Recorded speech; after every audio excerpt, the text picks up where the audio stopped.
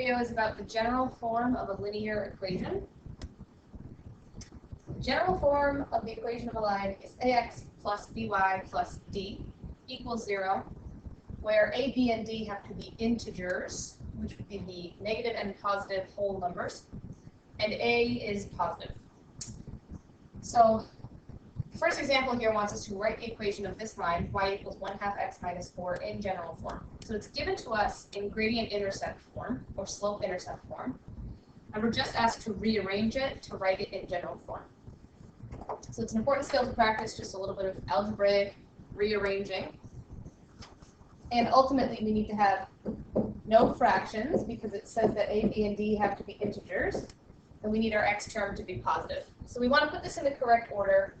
Our x term has to come first. Right now it's on the right side of the equal sign. We want to move it to the left side of the equal sign by subtracting it.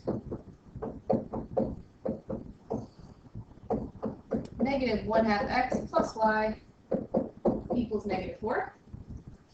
So now we've got the left side of the equation, x term followed by the y term, which is what general form starts with. And then we've got this plus d here. So we're going to need to move the minus 4 to the left side of the equation, so that that will be our d, and it'll say equals 0 on the right side of the equation. So we're going to add 4, so that the left side of the equation reads negative 1/2 x plus y plus 4, and the right side of the equation reads equals 0. Now we're almost there. We have things in the correct order.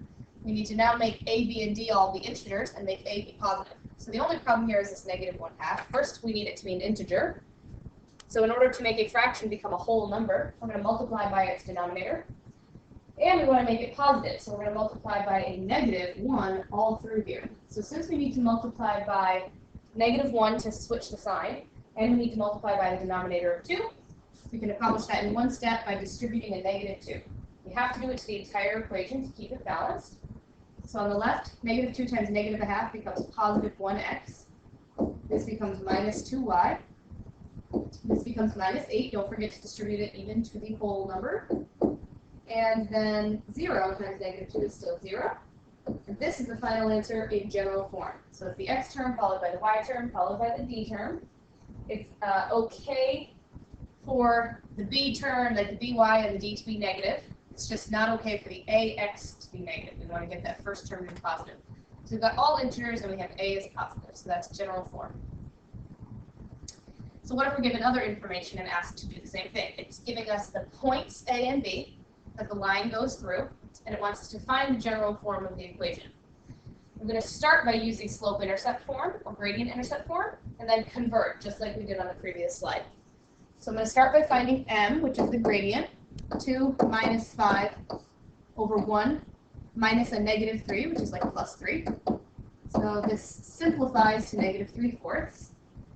Then I'm going to fill that into the y equals mx plus c form, which is the gradient-intercept form. I know that m is negative 3/4, and I can fill in either point for x and y. So I'm going to use the whole numbers, 2 for y, the whole positive numbers, excuse me, 2 for y and 1 for x, to fill them in and find out what c is. So when I simplify this, 2 equals negative 3/4 plus c. Add 3/4 to both sides. This is like saying 8 over 4. So when I add 3/4 to it, it will be 11 over 4 as my c value. So the gradient-intercept form is going to be y equals negative 3/4 x plus 11 over 4. That was the c that I obtained. And now I'm going to put it in general form. So I'm going to move both of these things that are on the right, I'm going to move them so that they're on the left side of the equation. So we're going to add the 3/4 x, I'm going to subtract the 11 over 4.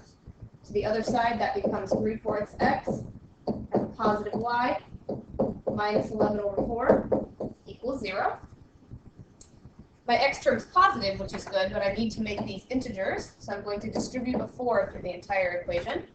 4 times 3/4 is 3x. 4 times the y term, 4y. And 4 times 11 over 4 is minus 11 equals 0. There's the general form of the equation of this line. And then to extend beyond that, it asks me, so if the point Q which is located at 5/3, comma t, lies on this line, and we find the value of t. So it's a complicated way of saying, for the x value of 5/3, what's y going to be? So we're going to take our x value of 5/3 and plug it in place of x. I'm using this equation, the general form equation that I found. I don't know the y value. I can replace it with t, so that I'm solving for t, like this wants me to. Minus 11 equals 0. The only unknown here is t, so it should be pretty simple to solve for. 3 times 5/3 is 5. I'm going to add the 11 to the other side and subtract 5 from the other side. So it ends up being 4t equals plus 11 minus 5, which is 6. And then I'm going to divide by 4 on both sides. So t equals 6/4, which simplifies to 3/2. That's all it wanted me to find. It wanted me to find t. So I'll put a box around that. There's my final answer. And that is all.